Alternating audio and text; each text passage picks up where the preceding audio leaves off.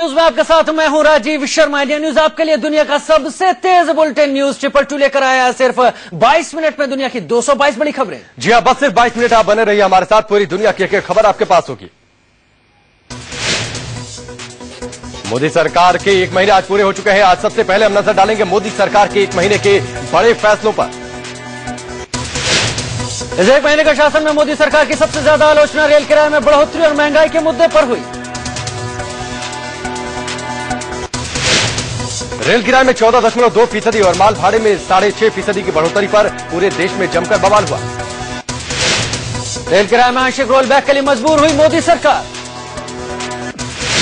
माल भाड़े में बढ़ोतरी से सीमेंट के दाम भी बढ़ गए, जिसकी आलोचना मोदी सरकार को झेलनी पड़ी। चीनी के इंपोर्ट में भी बढ़ोतरी होने से महंगी हुई चीनी पर भी सरकार की काफी आलोचना हुई। 1 महीने में 2 बड़े रेल हादसों से भी मोदी सरकार को तगड़ा झटका लगा। इस दिन में मोदी सरकार पर इराक संकट को भांपने की नाकामी का दाग भी लगा। मोदी सरकार के 3 मंत्री स्मृति ईरानी, वीके सिंह और मेघवाल की नियुक्ति पर भी काफी बवाल हुआ। यूपी के राज्यपाल बीएल जोशी समेत कुछ राज्यपालों को हटाने की कथित कोशिश पर भी काफी विवाद हुआ। दिल्ली के बिजली संकट पर भी मोदी सरकार के 1 महीने के शासन में कड़ी आलोचना की गई। 1 महीने के शासनकाल में मोदी सरकार के कुछ फैसलों की जमकर तारीफ भी हुई। कालाधन देश में वापस लाने के लिए मोदी सरकार ने सबसे पहले एसआईटी का गठन किया। छोटा मंत्रिमंडल रखकर खर्चों में कटौती करने के मोदी सरकार के फैसले की काफी तारीफ हुई। अपने शपथ ग्रहण समारोह में पाकिस्तान समेत सार्क देशों के न्योते को मोदी के कूटनीतिक समझ का मास्टर स्ट्रोक माना गया। मंत्रियों के लिए 100 दिन के टाइम टेबल की भी काफी तारीफ हुई। मोदी ने मंत्रियों से जो पैर नहीं छूने की बात कही, उसका भी काफी पॉजिटिव असर पड़ा। मोदी सरकार ने यूपीए काल के करीब दर्जन भर अधिकार प्राप्त मंत्रियों के समूह और मंत्री समूह को भंग कर दिया। मकसद है कि फैसलों में तेजी लाई जाए। गुजरात कैडर के आईएएस राजीव टोपनो को पीएम ने निजी सचिव नियुक्त किया। अध्यादेश लाकर ट्राई के पूर्व चेयरमैन नृपेंद्र मिश्रा को प्रमुख सचिव बनाया गया। यूपीए सरकार के मंत्रियों को निजी सचिवों को नए मंत्रियों से दूर रखा गया। सभी मंत्रालयों को बड़े फैसलों के लिए समय सीमा तय कर दी गई, जो मोदी सरकार के शासन का बड़ा फैसला माना जा रहा है। मोदी सरकार ने ऑटो उद्योग को एक्साइज ड्यूटी में छूट जारी रखने का फैसला किया, जिसका भी व्यापार जगत स्वागत कर रहा है। मोदी रोजाना सुबह 7 बजे तक कार्यालय आ जाते हैं और करीब 9 बजे रात तक काम करते हैं। मोदी औसतन 10 से 12 घंटे ऑफिस में काम करते हैं। मोदी किसी भी फाइल के टेबल पर आने के 24 घंटे में उस पर एक्शन के लिए ले लेते हैं। फाइल संबंधी कोई शंका होती है तो मोदी तुरंत अधिकारी को तलब करते हैं, शंका दूर करते हैं। मोदी ऑफिस पहुंचते ही अपना अपॉइंटमेंट लिस्ट मंगवा लेते हैं। पीएम मोदी ने अपने मंत्रियों को नया फरमान जारी कर कहा, मंत्री नहीं खरीदे नई कार। सूत्रों को मोदी ने खर्चे घटाने की मुहिम के तहत ऐसा किया। इसके अलावा मंत्रियों के रिश्तेदारों को स्टाफ में जगह नहीं देने के मोदी सरकार के फैसले की भी जमकर तारीफ हुई। मोदी सरकार का एक और बड़ा फैसला रहा सरकारी कामकाज और सोशल मीडिया में राष्ट्रभाषा के प्रयोग का। हालांकि मोदी सरकार के इस फैसले को गैर हिंदी भाषी राज्यों से तगड़ा प्रतिरोध झेलना पड़ा। बीजेपी महासचिव अमित शाह का पार्टी का नया अध्यक्ष बनने का रास्ता बिल्कुल साफ हो गया। बुधवार को केंद्रीय मंत्रिमंडल की बैठक के बाद मोदी, राजनाथ, जेटली और गडकरी के बीच अमित शाह के नाम पर सहमति बन गई। आरएसएस ने भी अमित शाह के नाम पर सकारात्मक रुख दिखाया है। इसी सप्ताह होनी है बीजेपी अध्यक्ष की घोषणा। शाह के नेतृत्व में लोकसभा चुनाव में यूपी में बीजेपी ने 80 में से 73 सीटें जीती थी। ये सफलता शाह के बड़े काम आई। बीजेपी को आने वाले महीनों में महाराष्ट्र, हरियाणा, दिल्ली समेत कई राज्यों में विधानसभा चुनाव लड़ना है, इसलिए भी शाह के नाम पर सहमति बनी। सूत्रों के मुताबिक आरएसएस को शाह के अध्यक्ष बनने में सबसे बड़ी आपत्ति प्रधानमंत्री और अध्यक्ष का एक ही राज्य गुजरात से होना था। सूत्रों के मुताबिक आरएसएस को मनाने की पहल मोदी ने की, जिसमें राजनाथ और जेटली ने उनकी मदद की। पीएम मोदी ने ट्विटर पर अमेरिकी राष्ट्रपति के भवन व्हाइट हाउस को मात दे दी है। ट्विटर को ट्रैक करने वाली वेबसाइट के मुताबिक बुधवार शाम 5 बजे तक मोदी के फॉलोअर्स की गिनती 49,81,570 है, जो व्हाइट हाउस से ज्यादा है। व्हाइट हाउस के फॉलोअर्स की संख्या बुधवार शाम 5 बजे तक 49,79,700 रही। मोदी अब ट्विटर पर दुनिया के चौथे सबसे ज्यादा फॉलो होने वाले नेता बन गए हैं। ट्विटर पर सबसे ज्यादा फॉलो किए जाने वाले नेता अमेरिकी राष्ट्रपति बराक ओबामा है। यूजीसी ने दिल्ली यूनिवर्सिटी को नया निर्देश जारी कर आज से प्रवेश प्रक्रिया शुरू करने का आदेश दिया। अपने आदेश में यूजीसी ने ड्यू से 4 साल के ग्रेजुएशन प्रोग्राम को वापस लेने के लिए कहा है।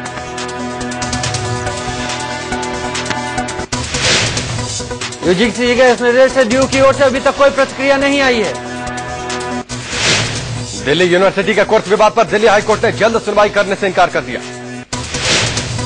हाईकोर्ट में 4 साल के ग्रेजुएशन कोर्स के खिलाफ और समर्थन में 2 अलग अलग याचिकाएं दाखिल की गई थी। मामले की सुनवाई 1 जुलाई को होगी। डीयू के मौजूदा कोर्स के खिलाफ याचिका उन छात्रों की तरफ से लगाई गई थी जो पिछले साल 4 साल के ग्रेजुएशन कोर्स में दाखिला ले चुके हैं। हाईकोर्ट ने मामले को गंभीर बताया, लेकिन कहा कि सुनवाई 1 जुलाई से पहले नहीं की जाएगी। दूसरी याचिका 4 साल के कोर्स के समर्थन में डीयू एकेडमिक काउंसिल के सदस्य एएन मिश्रा ने लगाई थी। दरअसल सुप्रीम कोर्ट ने मामले में दखल देने से इनकार करते हुए मिश्रा को हाईकोर्ट जाने को कहा था। इसकी सुनवाई भी 1 जुलाई को होगी। 4 साल के ग्रेजुएशन विवाद में एबीवीपी ने बुधवार को मशाल जुलूस निकालकर जल्द एडमिशन शुरू करने की भी मांग की। एबीवीपी के सदस्य कुलपति दिनेश सिंह के घर पहुंचे और जमकर नारेबाजी की। आयशा ने भी डीयू में कुलपति दिनेश सिंह के इस्तीफे की मांग करते हुए कुलपति का पुतला फूका। उधर 4 साल के कोर्स के समर्थन में बीटेक के छात्रों ने यूजीसी के खिलाफ प्रदर्शन किया।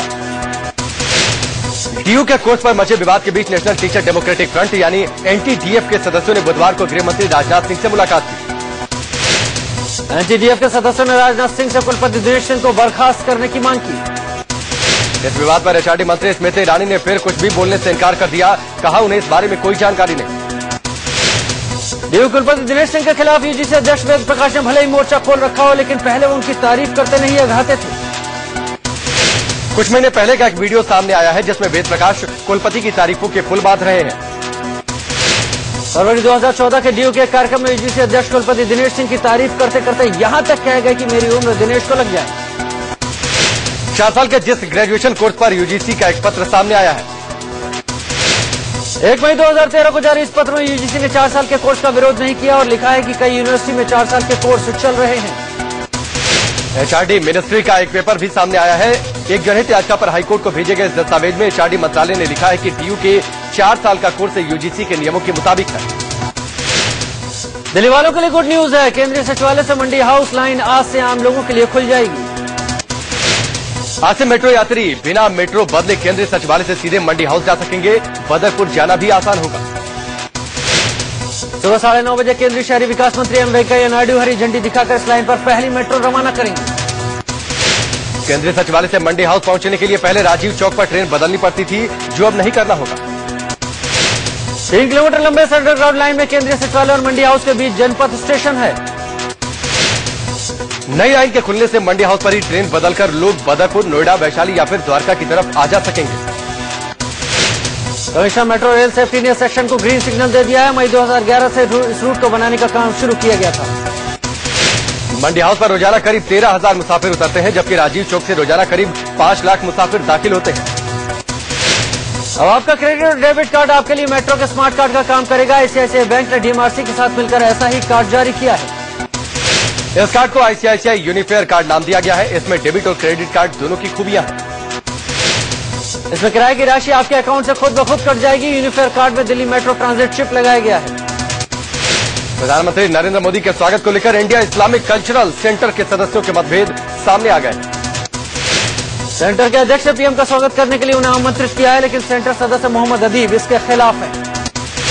मोदी सरकार ने महंगाई के मार झेल रहे देश को थोड़ी राहत देते हुए एक बड़ा फैसला किया है। रिलायंस को झटका देते हुए मोदी सरकार ने 3 महीने तक गैस के दाम न बढ़ाने का ऐलान किया है। पहले 1 जुलाई से गैस के दाम बढ़ने वाले थे। पेट्रोलियम मंत्री धर्मेंद्र प्रधान ने आर्थिक मामलों की कैबिनेट कमेटी की बैठक के बाद ये ऐलान किया। शाहरुख खान के ड्राइवर पिंटू मिश्रा को रेप के आरोप में बांद्रा पुलिस ने गिरफ्तार किया है। पिंटू पर आरोप है कि उसने संगीता बिजलानी के घर काम करने वाली लड़की को शाहरुख के घर काम दिलाने का झांसा देकर उसके साथ रेप किया। मुंबई से थाने में जन्मदिन के बहाने 2 दोस्तों ने एक लड़की को कोल्ड ड्रिंक में नशीली दवा पिलाकर गैंगरेप किया। गैंगरेप करने के बाद पीड़ित लड़की को जख्मी हालत में घर के पीछे वाले हिस्से में फेंक दिया गया। आरोपियों की तलाश में पुलिस जुट गई।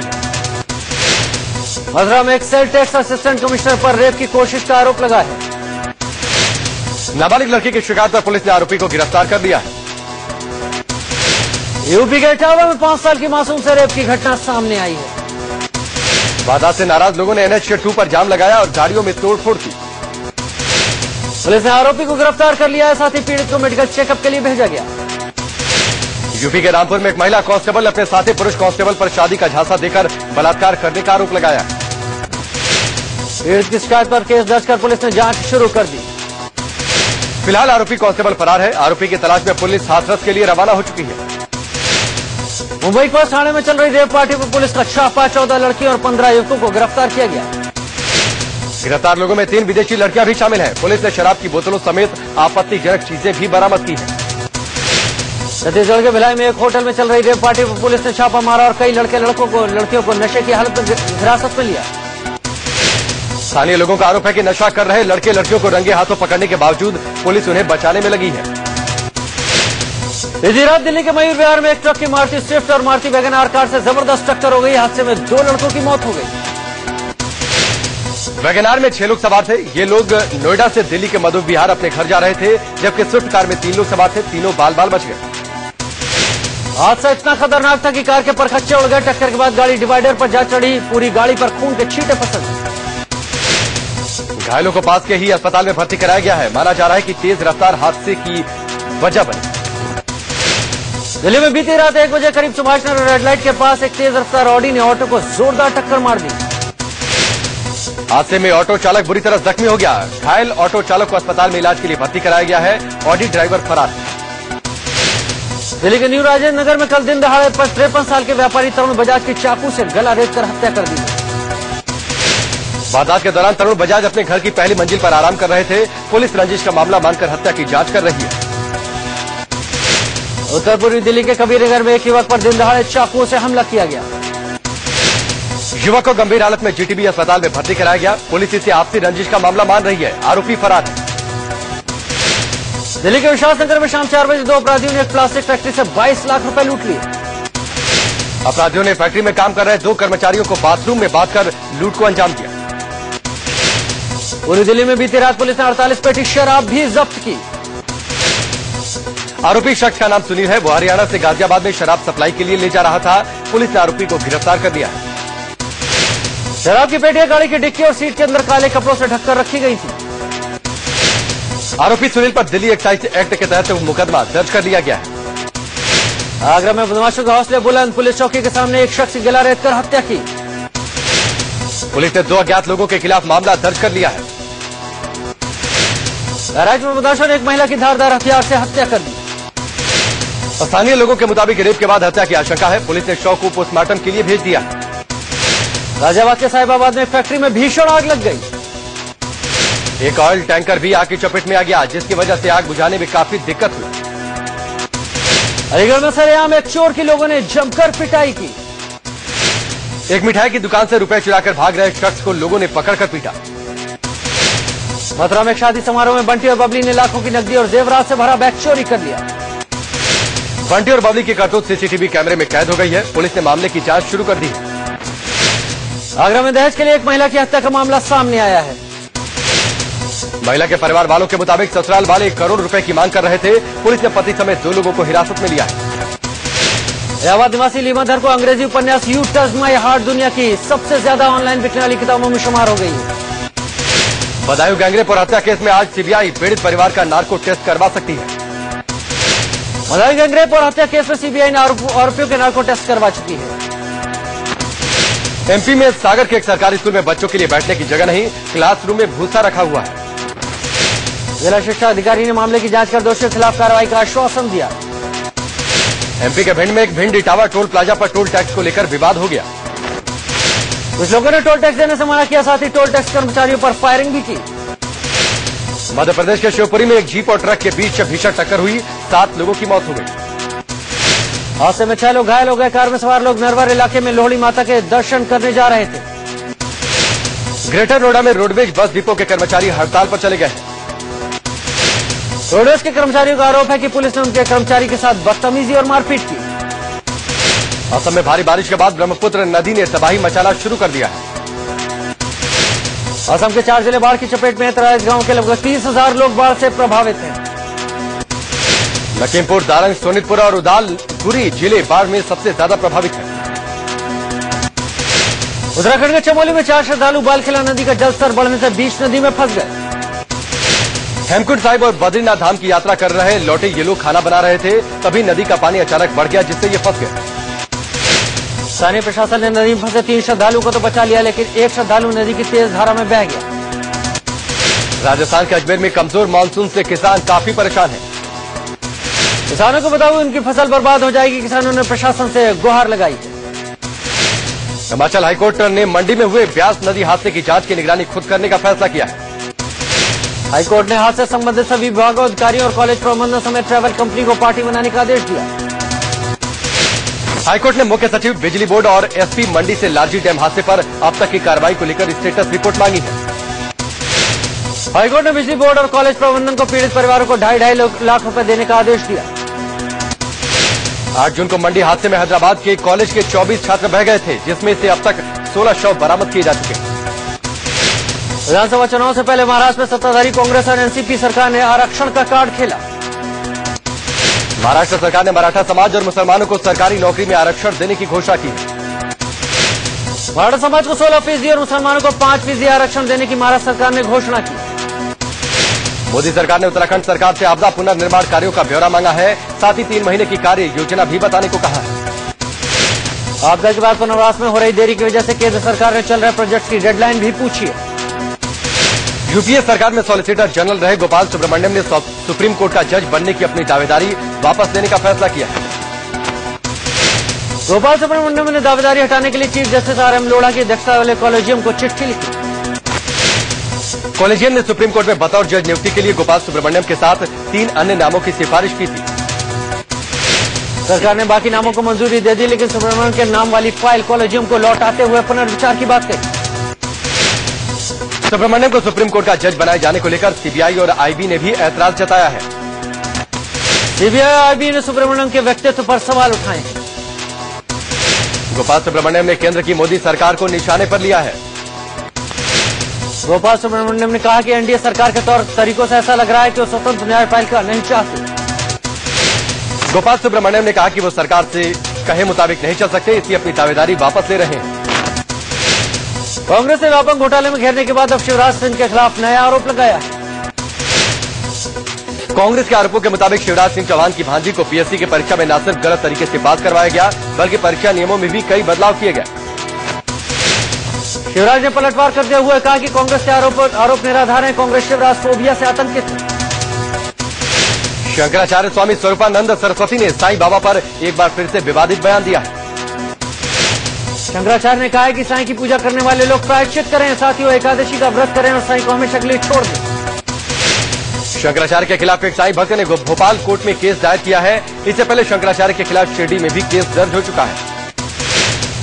इलाहाबाद में शंकराचार्य स्वरूपानंद सरस्वती के बयान के विरोध में साईं भक्तों ने उनका पुतला फूंका।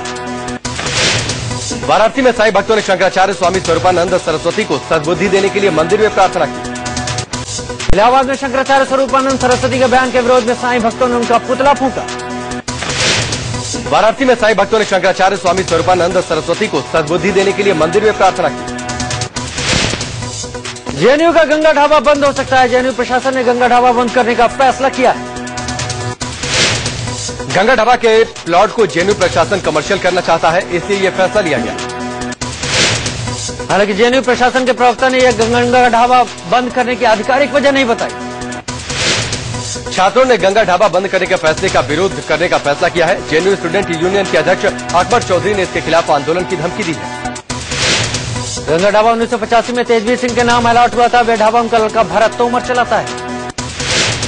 इराक में फंसे भारतीयों से जुड़ी एक बड़ी खबर। अंग्रेजी अखबार हिंदुस्तान टाइम्स के मुताबिक मोसुल की यूनिवर्सिटी के पास रखे गए हैं भारतीय बंधक।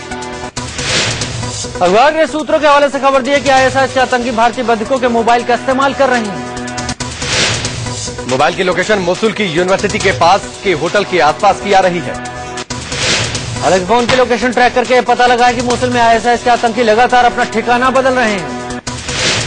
आईएसआईएस आतंकियों के चंगुल से सुरक्षित निकले भारतीय बंधक हरजीत मसीहा की बाह के ऊपरी हिस्से में कुछ चोटें आई हैं। इराक में फंसे भारतीयों के परिवार वालों के लिए अच्छी खबर है। संकटग्रस्त इलाकों से 17 और भारतीयों को सुरक्षित निकाला गया। भारतीय विदेश मंत्रालय ने कहा है कि इराकी अधिकारियों की मदद से भारतीयों को संघर्ष वाले इलाकों से निकालने में कामयाब रहे हैं। मुंबई हमले के मास्टरमाइंड हाफिज सईद के संगठन जमात उद दावा को अमेरिका ने आतंकी संगठन घोषित कर दिया। अमेरिका ने आतंकी संगठन जमात उद दावा के साथ लश्कर के 2 आतंकी नजीर अहमद और मोहम्मद हुसैन पर भी प्रतिबंध लगा दिया। इराक के प्रधानमंत्री नूरी अल मलिकी ने शिया सुन्नियों को मिलकर साझा सरकार बनाने की मांग को खारिज कर दिया है। इराक के पीएम नूरी अल मलिकी ने शिया सुन्नी की साझा सरकार बनाने की मांग पर कहा कि इस तरह की मांग लोकतंत्र को चुनौती देने जैसी है। इराक में जारी संकट के बीच अमेरिकी सैनिक सलाहकारों का पहला दल इराकी सैनिकों की मदद के लिए बगदाद पहुंच गया। अमेरिकी सैनिक सलाहकार आतंकियों से सीधी लड़ाई नहीं लड़ेंगे, इराकी सेना को सैन्य और खुफिया मामलों से जुड़ी सेवाएं देंगे। पीएम मोदी अगले महीने ब्राजील में होने वाला वर्ल्ड कप का फाइनल देखने नहीं जाएंगे। ब्राजीली राष्ट्रपति डिल्मा रोसेफ ने वर्ल्ड कप फाइनल देखने के लिए मोदी को आमंत्रित किया था। वर्ल्ड कप फाइनल 13 जुलाई को खेला जाएगा। मोदी इसमें तो शामिल नहीं हो पाएंगे, लेकिन ब्राजील की यात्रा पर जरूर जाएंगे। मोदी ब्रिक्स देशों के सम्मेलन में हिस्सा लेने 15 से 17 जुलाई तक ब्राजील यात्रा पर रहेंगे। कल रात को ग्रुप एफ में खेले गए मुकाबले में अर्जेंटीना ने नाइजीरिया को 3-2 से हरा दिया। अर्जेंटीना के स्टार फुटबॉलर मेसी ने 2 गोल दागा तो वहीं मार्कोस रोजो ने 1 गोल दागा। इसी के साथ अर्जेंटीना के मेसी और ब्राजील के नेमार के इस वर्ल्ड कप में 4-4 गोल हो चुके हैं और दोनों ही गोल्डन बूट के दावेदार हैं। इस मैच में नाइजीरिया के अहमद मूसा ने भी 2 गोल किए। अर्जेंटीना से हारने के बाद भी नाइजीरिया की टीम प्री क्वार्टर फाइनल में पहुंच गई। ग्रुप एफ में खेले गए एक और मुकाबले में बोस्निया हर्जेगोविना ने ईरान को 3-1 से हरा दिया। बोस्निया हर्जेगोविना के लिए एडिन जेको, मिरालिम जानिक और अब्दिया वर्षाहेविच ने 1-1 गोल दागा। ईरान के लिए रजा ने इकलौता गोल दागा। शकीरी के 3 गोल की बदौलत स्विट्जरलैंड ने होंडुरास को 3-0 से हरा दिया। इसी जीत के साथ स्विट्जरलैंड की टीम ने राउंड ऑफ 16 में प्रवेश कर लिया। ग्रुप बी में इक्वाडोर और फ्रांस के बीच खेला गया मुकाबला ड्रॉ हो गया। फीफा फुटबॉल वर्ल्ड कप के ग्रुप स्टेज का आज आखिरी दिन है। इंग्लैंड में धोनी ने प्रेस कॉन्फ्रेंस में कहा कि भले ही इंग्लैंड ने श्रीलंका से टेस्ट सीरीज हार गई हो, लेकिन उनकी टीम इंडिया टेस्ट सीरीज को हल्के में नहीं लेगी। लिस्टरशायर के खिलाफ आज से शुरू हो रहे 3 दिवसीय अभ्यास मैच के पहले धोनी ने कहा कि इंग्लैंड की टीम को अब भी हराना मुश्किल है। पाकिस्तान के पूर्व तेज गेंदबाज शोएब अख्तर ने 20 साल की लड़की रुबाब के साथ निकाह कर दिया। कुछ दिन पहले ही शोएब ने अपनी निकाह की खबरों का खंडन किया था। नोवाक जोकोविच ने विंबलडन टेनिस टूर्नामेंट के दूसरे दौर में चेक गणराज्य के रादेक स्टेपानिक को 6-4, 6-3, 6-7, 7-6 से मात दी। मौजूदा चैंपियन एंडी मरे ने स्लोवाकिया के ब्लासरोला को सीधे सेटों में हराकर अगले दौर में प्रवेश किया। ऑस्ट्रेलियन ओपन के पहले दौर में साइना ने चीन के सुन यू को 22-24, 21-17, 21-10 से मात दी। अगले राउंड में साइना को हमवतन पीसी थोल्सी से भिड़ना है। वहीं भारतीय बैडमिंटन खिलाड़ी सिंधु ने जापान की आया ओहरी को 21-16, 21-14 से मात दी। दूसरे राउंड में जगह बनाई। सलमान खान की मोस्ट अवेटेड मूवी क्रिकेट के ट्रेलर को महज 9 दिनों में 1 करोड़ से ज्यादा हिट्स मिल चुके हैं।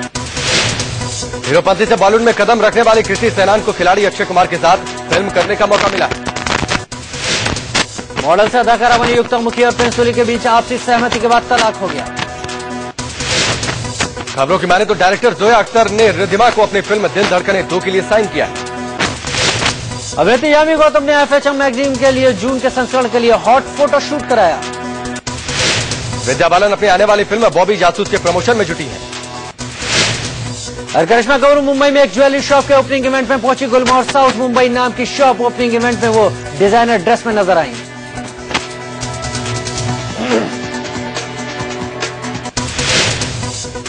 तो हमारी सुपर फास्ट 222 खबरों में इतना ही, लेकिन अब डालते हैं उन खबरों पर नजर जिन पर रहेगी दिन भर नजर।